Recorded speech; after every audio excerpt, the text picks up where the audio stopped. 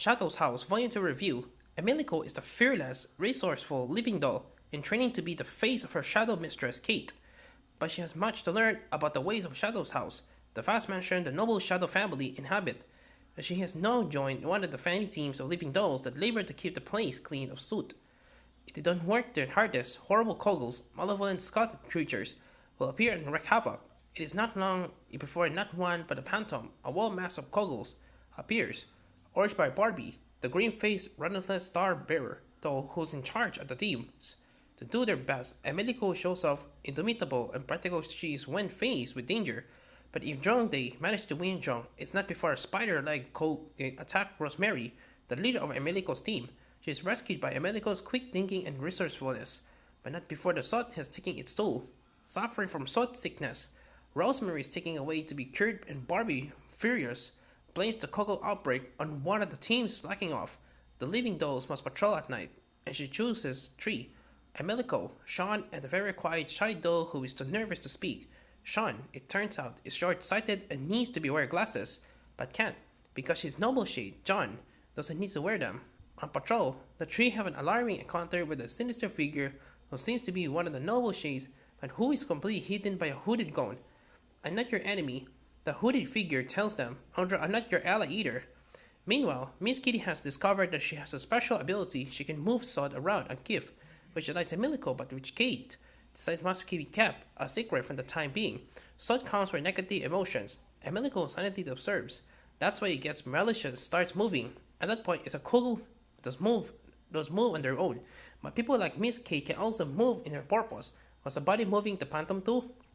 And now Miss Kate and four other younger normal shades have been told to prepare themselves for their formal debut, in which they hand their faces will be assessed by someone for the Purple House.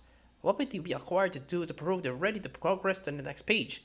Will Katie and Emilico pass the streets? If, like me, you watch both seasons of the excellent anime TV series, you'd be surprised to find certain plot elements appearing earlier in the original manga. This will affect your enjoyment of this dark and sinister fairy tale in which Emilico and some of the other living dolls are beginning to realize the extent to which they are prisoners of the Shadow household.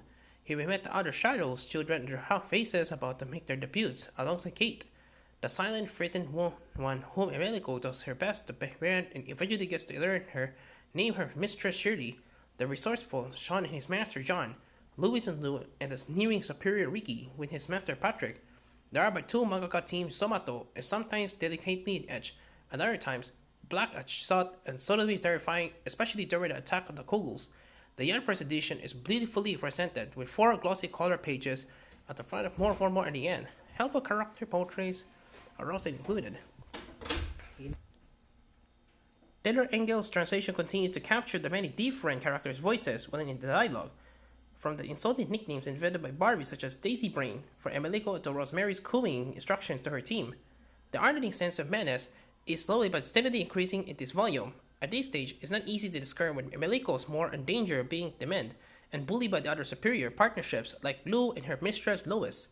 However, even as the odds seems heavily stacked against Emilico and Kate passing their debut, when seeing that they understand each other well and that understanding is going to give them an advantage over the pairs that don't work so well together.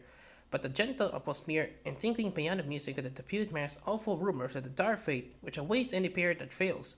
Shadow's House is a compelling read for those who love a 19th century gothic mystery with a chilling touch of the supernatural. It will appeal to fans of Black Butler, Pandora Hearts, and The Duke of Destiny's Maid. I can wait for Volume 3, 2 in March, 8 out of 10.